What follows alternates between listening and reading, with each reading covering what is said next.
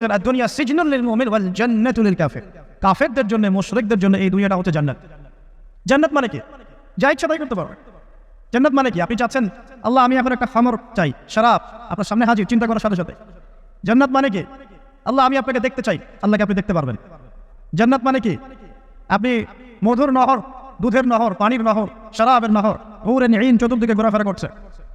একজন নিম্নমানের জান্নাতি, মানে সবচেয়ে শেষের দিকে যারা জান্নাতে যাবে, তাদের সাথেই দুজন করে হুরুন ঈন, আহান পরিবার তো আছেই, গিলমান পানপাত তুমি চারপাশে ঘোরাফেরা করবে। জান্নাত মানে কি? যেখানে যা ইচ্ছা তাই করা যাবে, বলার কেউ নাই, বাধা দেওয়ার কেউ নাই, সেখানে কোনো মৃত্যু নাই, সেখানে কোনো অহেতুক কথাবার্তাও নাই, কোনো গান গল্প নাই, কোনো মিথ্যা নাই, কষ্টের ক্লেশ মাত্র নাই, থুতু ফেলতে হবে না।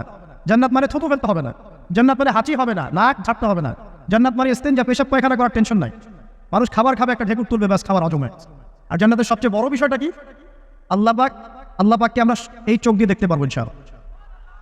আর তার সমকক্ষ একটা বিষয় হচ্ছে আল্লাহ পাক বলে দিবেন যে আমি তোমাদের সবার উপর সন্তুষ্ট হয়ে গেলাম, যাও কোনোদিন অসন্তুষ্ট হও। ব্যাস। এখন আপনি যত কিছুই করেন এই বস্তুবাদী জীবনে, মনে একটা ভয় থেকে যাবে। আপনি বিশ্ব নেতা হয়েছেন, বড় শিল্পপতি হয়েছেন, পলিটিশিয়ান হয়েছেন, ইকোনমিস্ট হয়েছেন, মনে একটা ভয় থেকে যাবে যে মরতে আমাকে হবে, আল্লাহ আমাকে ধরবেই, হিসেব আমাকে দেওয়া লাগবেই, কবরে আমাকে একাই যাওয়া লাগবেই, আমাকে কিয়ামতের মাঠে দাঁড়াতে হবে আল্লাহর সামনে। মনে একটা ভয় কাজ করে, যদিও বাইরে মানুষ দেখায় যে কোনো ভয় নাই। মানুষ বাইরে অভিনয় করে, মানুষ সমাজের মানুষের সাথে বাইরে একটা অভিনয় করে। কোনো কোনো ক্ষেত্রে আমরা নিজেরাই নিজেদের সাথে অভিনয় করি।